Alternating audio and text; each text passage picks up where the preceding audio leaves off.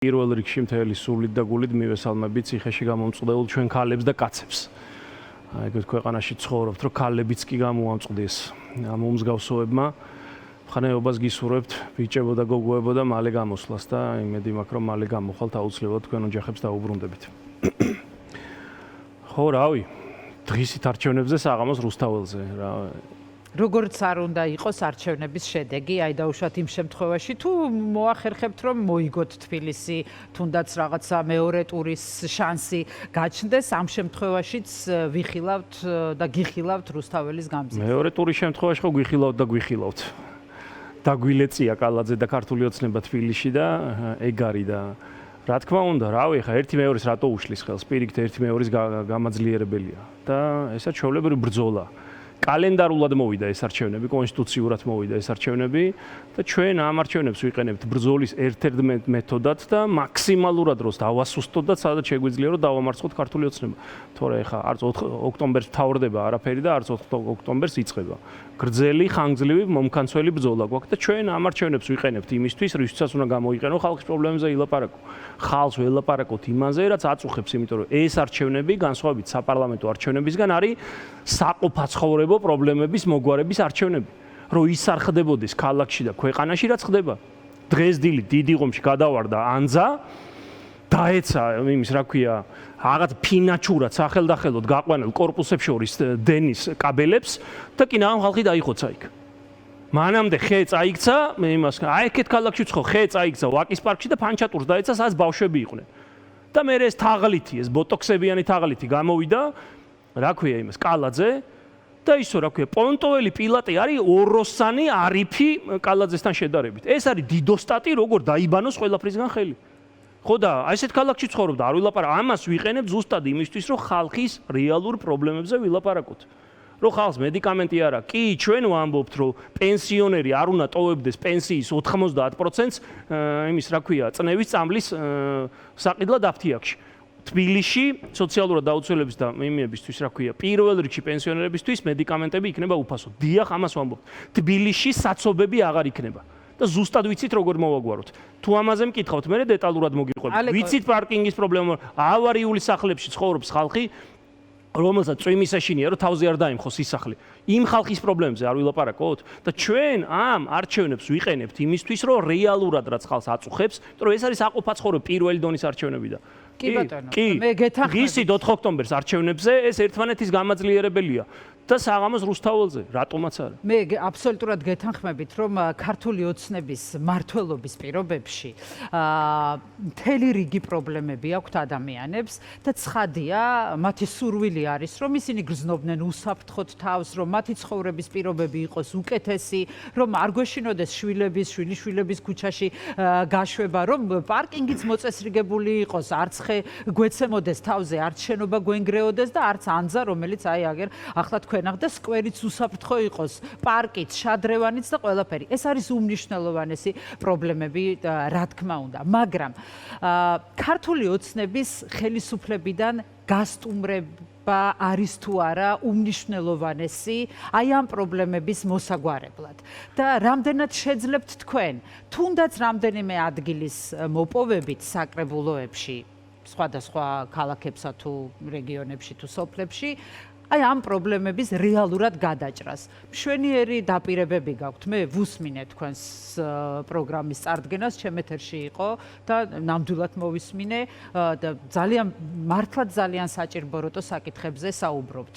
არ შეიძლება ეს არ აწუხებდეს ადამიანს და არ შეიძლება ამის მოგვარება მათთვის არ იყოს მნიშვნელოვანი. მაგრამ როგორ გააკეთებთ ამას? აი ანუ რა შედეგზე ხართ თქვენ ორიენტირებული? ჩვენ არა ვართ მიამიტები რა. თბილისში ქართული ოცნების დამარცხება არის შესაძლებელი. შარშან არჩევნები ხო გაყალბდა? რა თქმა უნდა. და წელსაც ხომ გაყალბდება? ხო გაყალბდა. თბილისი ხო წააგეს? ოღონდ მაშინ იყავით ცოტა მეტნი. რა მნიშვნელობა აქვს? ხო და მე შემოვიდნენ ეს დალოცვილი არჩევნებს ერთად გავსული ყავ და მე აქეთ კინოგლანძღავენ. ერთად გავსული ყავ. თბილისში 53%-ია. ნორმალური არჩევნების პირობებში რა თქმა უნდა. არ შარშან არ იყო ნორმალური არჩევნები. შარშან ნორმალური არჩევნები იყო, სადამე ვაღიარეთ რომელიმე არჩევნები ჩვენ. სადმე ჩვენმა კოალიციამ რამე დავაკელით, რომელიმე დეპუტატი ნახეთ პარლამენტში შესული, სადმე ლეგიტიმაცია მივეცი და არსად რამე დაუთმეთ, ჩვენი ორი მაგარი ბიჭი ეხა ციხეში ზის. ის ჩათალახობა გააკეთეს, რომ ბადრი და მამუკა რო გამოუშვეს. რა თქმა უნდა, რომ კიდე უფრო ჩორტები ჩაიგდოთ და გაეღრმავებინათ ეს ამბავი. ხა ვისაც ოდნავ ტვინია, ამას მიხვდება რა თუნდა 2x2-4-ია. მამუკა და ბადრი გამოუშვეს, მაგრამ ვეფხო კასრაძე და ვასიკო კაძელიშვილი აბსოლუტურად უდანაშაულო ხალხი ციხეში შედან. ეხაც ამ წუთას მე განსაკუთრებით მათ მივეს მაგრები არიან, გაუტეხლები არიან. ხო და რამე დავაკე, სადმე იყო საბრძოლველი და უკან დავიხიეთ, გავიქეცით. არა, არჩევნებს რა, 2x2-4-ია ეს ოხერი რომ. ამ არჩევნებს ხედავთ ბრძოლის ერთ-ერთ მეთოდად. მეტი არაფერი. აიოლად არაფერი არ დაუთმოთ, შარშანაც გაყალდა არჩევნები. ჯამში აიღო ქართულ მოძრაობამ 43%. ჩვენ ავიღეთ ჯამურად 57%. წააგეს, მოუგეთ.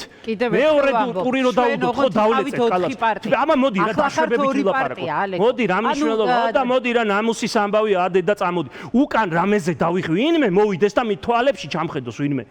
ვისაც ენები გადამოუგდია დამზეს ლაპარაკო, ვითმენთ რამდენი შეგვიძლია. ასე არ მომითმენი არასდროს. ვინ რამე იყო საბრძოლველი და უკან დავი. პირადად მე მელაპარაკოს, აბა ვინმე. სადმე იყო და უკან დავიხიე? ორი ნეკნი მომტეხეს და ეს ამე პატარა ბიჭი აღარა ვარ, კაცო, სამჯერ მცემეს 2 თვის განმავლობაში დამალეწეს თავპირი. არაფერზე უკან არ და ამა დედა უნდა უტიროთ. ამა ესენი უნდა გავყაროთ. ეგ არის ჩემი დასაწყისის პოლიტიკის და დასამთავრებელიც.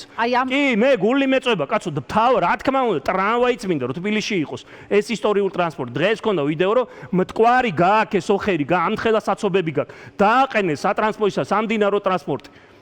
და ატარემ მტკვარი გლდანამდე შეგიძლია. წამოვიდე 20 წუთში და 9 საათში მიხვალ აბანოთუბრიდან გლდანამდე. რატო არ ჩასასვლელებია გაკეთებული კომუნისტების დროს. მტკვარში დადიოდა სატრანსპორტო, ყოველთვის სატრანსპორტო ფუნქცია ჰქონდა. მტკვარს ყოველთვის ისტორიულად ტიუებით, ნავტიკებით დავდიოდ. აღვადგინოთ საცობების განტვირთვა ხო გვინდა. მარტო იმიებით კი არ უნდა დადიოდეს საკატაო ისინი, რა ქვია, ტურისტული ეგეც კაია. ტრანსპორტი დადიოდეს და ეს ჩასასვლელები რაც არის. მაგრამ როგორ შეძლებთ ამას? მაგრამ შეხედე ვიცი რომ ამაზე რატო არ ვილაპარაკობ. ქართული ოცნება უნდა გავყაროთ. ხელისუფლებიდან უნდა გავყაროთ და ეს დანარჩენი ოპოზიცია რომელიც ესე დგას და ძალიან უღირსად გლანძღავს. ბიჭო, მოდი რა ერთად შევუტიოთ. ერთად რატო არ არის თბილისის გამოგლეჯვა? რა არის ამაში მაგრად ნერვები მეშლება.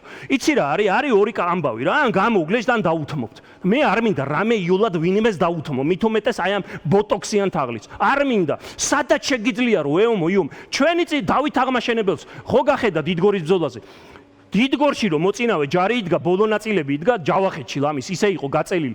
5 სულ მცირე 5ჯერ მეტი ჯარი იყო. და რა უნდა ეთქო, რომ ჩემზე მეტრი არიან, მაინც მომერევიან და სახში წავიდეო. ერთი რომელიმე ქართველმა ისტორიკოსმა მომიყვანოს ფაქტი ბრძოლის, სადაც ჩვენ ან თანასწორნი ვიყავით, ან უფრო მეტნი ვიყავით. არასოდეს ყოველთვის უთანასწორ ბრძოლას შევდიოდით. მაგრამ ჩვენ წინაპრებს რო ეგრე ეწუწუნა, რომ ეხა მაინც მომიგებს და რა აზრია? არა ძმაო, მოდი რამდენი შეგვიძლია რომ წავართვათ და გამოგვლიჯოთ. რა გაცინებთ რა?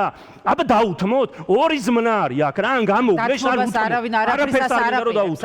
არავის არაფერი არ უნდა დაუთმოთ. ვიცით, უბრალოდ ბრძოლის ფორმებზე აქ საუბარი, თქვენ თავად ამბობთ, თქვენ ბრძოლის ეს სტრატეგია გაქვთ არჩეული ადამიანებს, რომლებიც ქუჩა სადმე გაიქცევა, არჩევნების რომლებიც არაღიარების, დაუმორჩილებლობის იმაში არიან, ისინი თვლიან, რომ ქუჩის ბრძოლა არის უფრო ეფექტური და ეს ხელს რატო უშლის ამას? 5 ოქტომბერს ქუჩა სადმე წავა? იკეტება ხუჩა, ისა 4-ში ქუჩა სადმე წავა? ეს არჩევნები ხო ჩვენ არ დაგვინიშნია. ჩვენ ვითხოვთ საპარლამენტო არჩევნებს. ჩვენ ვითხოვთ პატიმრების გათავისუფლებას და ჩემი მიზანი და ნატურა არის ამათი ხელისუფლებიდან გაყრა. მე მეტი პოლიტიკაში არაფერი პოლიტიკაში აინტერესებდა ორი რამ.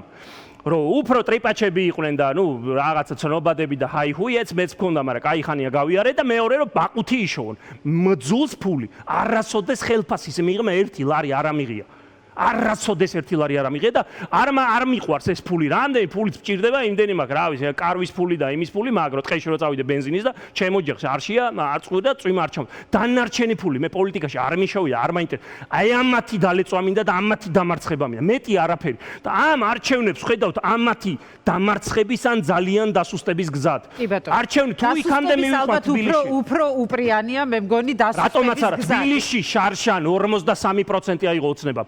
ჩვენ ოპოზიციამ 40 განსხვავებული პირობები. რა გააყელბა ეს?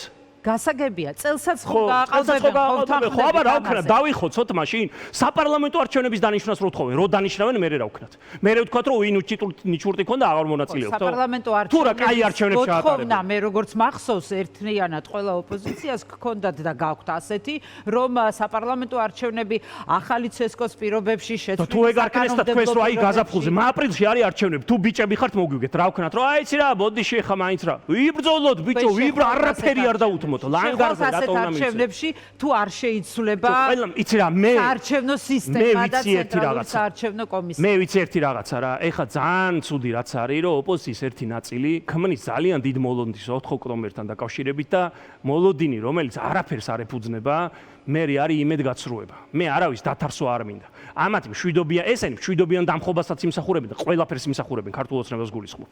კიდე ძალიან დილობიანად შერჩეული სიტყვა. ესენი არის სულგაყიდული მოღალატეები, რომლებიც რუსეთის FSB-დან მიღებული დავალებებით მოქმედებენ. ესენი აკარგინებენ საქართველოს შანსს, რომ ჩვენ ერთხელ და სამუდამოდ გავმდიდრდეთ. ნორმალური ქვეყანა ვიყოთ, დაუნშვიდდეთ, პენსიო ამასენ ვიყავით იმაში, რა ქვია. რიკოცევი ხარაგაულში მივიდიოთ, რიკოთე გაჩერდა, უბრალოდ უბისასთან გაჩერდა, იქ ჩვენებს უნდა შევხედროდით, აი ეს დამეწყრილმაზე ვიყავით, ძალიან ყოჩაღი გოგუყავს ხარაგაულში.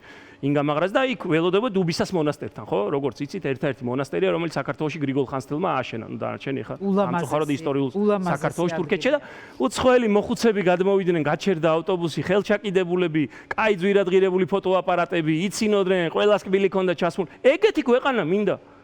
რომ მეც რო დაუბერდები, გული არ მისკდებოდეს, რომ რავი, არ დამიჭირონ, თავი არ გამიტეხონ, წამლის ფული არ მქონდეს, წნევის წამალს ვერ ვყიდულობდე, ან თუ წნევის წამალს ვიყიდი, მე საჭმელი ვეღარ ჭამთე, არ მინდა ესეთ ქვეყანაში ცხოვრება. და ჩვენ ვამბობთ კი, რომ მედიკამენტები და ძალიან მნიშვნელოვანი ამბავი. ჩემს და მამა ჩემს ვეუბნები პირველ რიგში. და მე რომ მივდივარ ხოლმე სულ დაანგარიშებას თხოვენ, რომ აბა ზუსტად მითხარი ხო არ გვატყუებო. როგორც 1000 ლარიანი პენსია იყო ზუსტად დაანგარიშებული ესე, რომ თბილისში მედიკამენტები იქნება უფასო. ამას პირდები მე როგორც ვიცემერობის კანდიდატი თბილისში. და როგორც ამას პირდება პირველ რიგში ირაკლი, ვინც ახლა ამ ჩვენი თბილისის გუნდის ხელმძღვანელია და თან მეორეს მხრივ შეხედეთ ერთი მაგარი ამბავი ხდება. ირაკლი კუპრა ძალიან მაგარი ბიჭი არის. ტატახვედელიანი გახარეს პარტიიდან ძლივს ჩვენ მოვახერხეთ საარჩევნო კოორდინაცია. ძლივს ერთხელ და სამუდამოდ ქართველმა პოლიტიკოსებმა შევძელით, რომ არ თათხოთ ერთმანეთი. მე თვითონ რამდენი ნაგინებიდან ალანძღი მყავს ყველა. არ არის ეს კაი პოლიტიკოსობა. კარგი პოლიტიკოსობა დღეს იყო ერთობა. ძალიან სწორი და მნიშვნელოვანი იქნებოდა, რომ ერთად შევსულიყავით არჩევნებში. და მე წამოსულიყავით რუსთაველზე, რატო უშლის? მითხარი, რატო უშლის არჩევნებზე მისვლა ხელს ქუჩის პროტესტს? აი უბრალოდ მითხარი. მე გეტყვი როგორია არგუმენტები შემიძლია. აი მე შენი მოქალაქეობრივი პოზიცია მითხარი. გითხრა და პირველი და ყველაზე მთავარი ეს არის სწორედ ლეგიტიმაციის საკითხი და ვიცი მე ამაზე თქვენი პასუხი ჩვენმა მაყურებელმა ზუსტად რომ ეს არ არის არაფერ კავშირში ლეგიტიმაციასთან, თუმცა გარკვეულწილად რეჟიმთან არჩევნებში შესვლა მათი აზრით იცით რომ არის მოკლედ და ეს ყველა შემთხვევაში გაყალბებულ არჩევნებში შესვლაში აზრს ადამიანები ვინც თვლიან რომ სწორი გზა არის ქუჩაში ბრძოლა, მიიჩნევენ რომ აზრი არ აქვს. არჩევნების მერე ქუჩაში გასვლა, არა, რაღაც ერთი ბილეთია, რომ ან არჩევნებზე მიდიხარ, ან ქუჩაში გახვალ. რატო რაღაც ერთი გზის ბილეთია და არჩევნებზე მოდი, არ შემოხაზო კალაძე, იმიტომ რომ არჩევნებზე არ მისვლა კალაძის დახმარება. ამათაც ეგუნდოდათ, რომ გოიმები დავეგდეთ, ემოციებზე ემოქმედათ, რომ არ გაქვთ გათვლილი, ალეკო. აი მაინტერესებს თქვენთვის რა ჩაითვლება გამარჯვებად. ეხა დარწმუნებული ვარ იმ ილუზიაში არ ხართ, რომ მეორე ტური იქნება ძალიან მნიშვნელოვანი ამბავი. მეორე ტური თუ დავლეწეთ კალაძე და ეგ არის რა. აი მეორე ტური თუ დაუდეთ თბილისში, რეალური ლისტურად თქვა დალეწილი. აბა წარმოიდგინე, ეხა მინდა ყველას ვკითხო, აი ვინც ბოიკოტის მომხრეა ასე ბჭო, ყველას პოზიცია. მე ყველას პატივს ვცემ, ვისაც უნდა ქართული ოცნების, უბრალოდ ქართული ოცნების კი ამ სულგაყიდული მოღალატეების დამარცხება. მიუხედავად იმისა, რომ ძალიან დაუმსახურებლად გულანძღავდნენ და პერსონალურად მეც გულანძღავდნენ. არავის არ მინდა რაღაცა ვეჭიმო და ვეტოლო რა. მე ჩემ გასაკეთებელს ვაკეთებ, მე საკუთარ თავთან, ღმერთთან და ჩემ საქართველოსთან ვარ მართალი. არაფერზე უკან არ დამიხევია. ალალი და უსაყვედურო იყოს საქართველოსთვის შენი ძალისხმევა. ცოტაა, როგორც ხედავთ, ესე იგი მაგრა გავრჯილოა, როცა ამას ბეჭებზე დავდებ და ამათ გავყრით იქიდან. მაგრამ არაფერზე უკან არ დავიხევი, არაფერზე უკან არ დავიხევთ. უბრალოდ ვიღაცა მითხრას, რომ არჩევნებზე რომ მიდიხარ, ამით რასაშავებ? რასაშავებ ერთი მე წვანყალებდი ხან ასე ვფიქრობდი ხან როგორც ჯობია ისე მითხრან კაცო მივიდეთ ამ არჩევნებზე არ შემოვხაზოთ ეს კალაძე დაუდოთ მეორე ტური და მე მინდა ყველას ვკითხო ეხა ყველას პატივისცემას უდასტურებ ვისაც უნდა ამათი დამარცხება უბრალოდ მე მინდა კითხვა თუ გავიღვიძეთ თბილისში, მოდი თეორიებით და დაშვებით ვილაპარაკოთ რა, სადაც კუპრაძეა მერი და საკრებულოში უმრავლესობა აქვს ოპოზიციას. ამათ ხო გაედოთ ბაირამ დუდუქში მერე. აი ხო გაედოთ ბაირამ დუდუქში. სხვა საქართველოში ხო ვიღვიძებთ. სხვა საქართველოში მერე გამოვა კუპრაძე და იტყვის მეორე დღეს რომ აბა მიდი გაფიცვების ორგანიზება ბრძოლა წარმოიდგინე მუნიციპალური სამსახურები ოიფიცებია ბიჭო მოდით რა დაშვებები არ გვინდა მარტო ლანძღვა ამდენი ხანი ხო მლანძღავთ არა ვინც მლანძღავს კიდე ერთხელ ვამბობს გამოვიდეს და მითხრა შემზე მეტი თუა გაკეთე ვინ ჩემზე მეტი გააკეთა ვენაცვალე ჯიგარში აგერ ხაბეიშვილი ხო აი არ მიყვარს მაგის პარტია ვაშკაცი ბიჭია ძმაო ვაშკა თავი არ დაუზოგია ხო ვამბობ და შევაქებ ყოველთვის გივით არ გამაძე შევაქებ ძულდა მთელი ცხოვრება უბრალოდ 7 ნოემბრიდან მოყოლება ვინც ვაშკაცურად იქცევა ყველას უფას ჯო არ გვინდა ეს ლანძღვა რა რომ ლანძღავთ ამით რა სეილს იღებს მარტო ქართული ოცნება რომელსაც ეგ უნდა ზუსტად რომ ერთმანეთში ჩორტი ჩააგდო რატო გამოუშვეთ ბიჭო ტვინი იმ თავი იმისთვის ხო არა მამა ჩემი იძახის ხოლმე მარტო ბალიშზე დადო ჯო დაფიქრდით რატო გამოუშვეს ბადრი ჯაფარიძე და მამუკა ხაზარაძე მარტო და დანარჩენი არავინ ჩორტი რო ჩაიგდო და გაეღრმავებინა და სხვები ეგრევე გამოშვებული არისო დაიწყეს ლანძღვა ჩვენი თათხვა და არ გამოხვიდე რადიატორს მიებ ჯო არ გინდათ რა